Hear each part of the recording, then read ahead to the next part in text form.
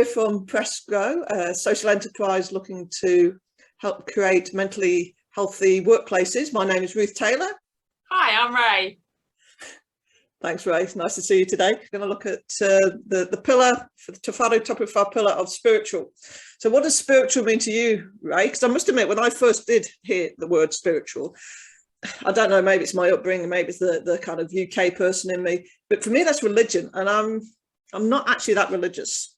So what does spiritual, is that what that means? No, I think spiritual, we take it from a point of view of anything that gives you comfort. So for some people it is religion. Some people it might be a higher being that's not necessarily religion.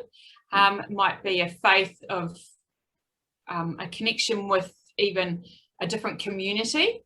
Something that hits your soul, that gives you comfort. And for me, I actually use reading, and I use music to help soothe my soul. So if I'm having, actually I've got it on my desk, look, Eat, Pray, Love.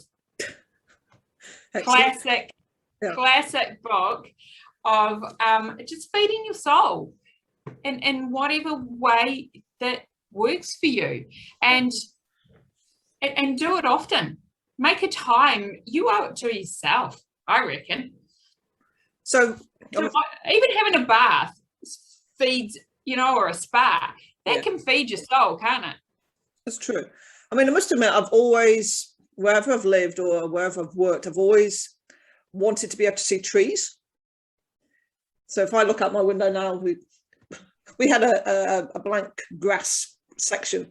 It must have about 40 frigging trees in it now. My husband, I don't know, he finds cherry trees from everywhere. If they've self-seeded as a cherry tree, he believes it needs to be nurtured. So we've got so many cherry trees and maples and all that sort of stuff. But wherever I have worked, I've always wanted to be able to stand at the window and see a tree. I suppose it just gives me that kind of hope that there's other life other than humanity. And that was kind of harder in some of the inner city areas I used to work in the UK. But it was interesting that generally you could see one, even if it's just the top of the tree. So I suppose that's something which has always been important to me, having that kind of ability to get outside, smell nature. Yeah.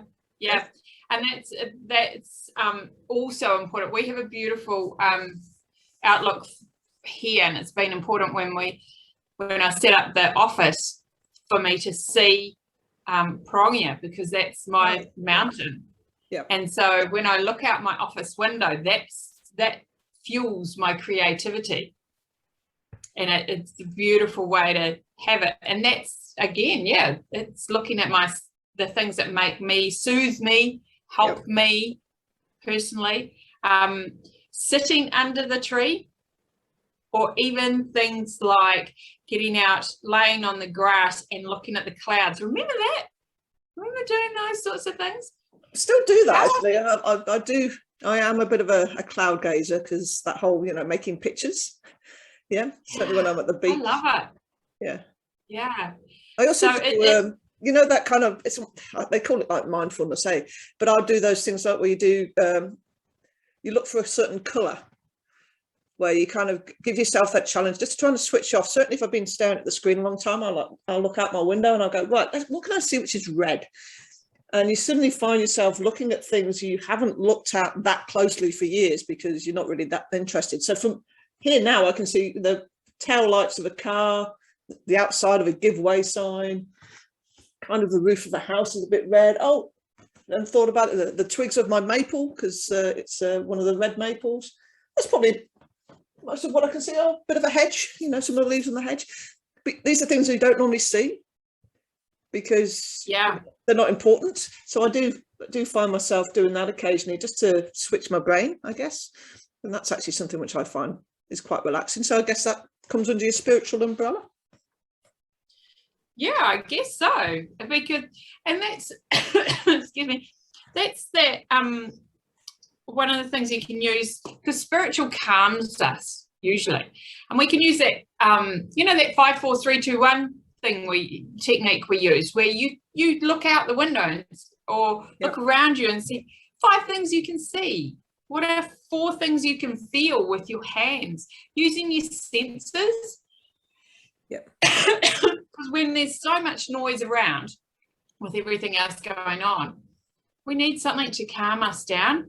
And, you know, 3 things you can hear, 2 things you can smell, and 1 thing you can taste. Yep. And that just brings us back to us. Yep. Gives us a sense of calm again. Can help.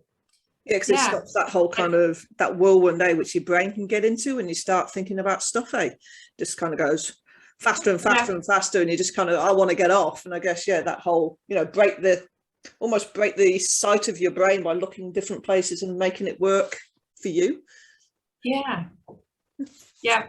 And that connection, just anything that makes you feel supported, I think, is part of your Waiura, your spiritualness, and like we said, for some people it is a faith, a church, and even that's been challenged, at the moment.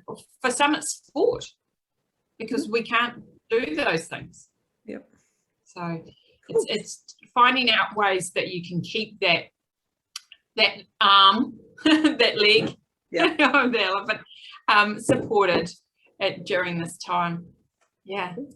Excellent. Thank you.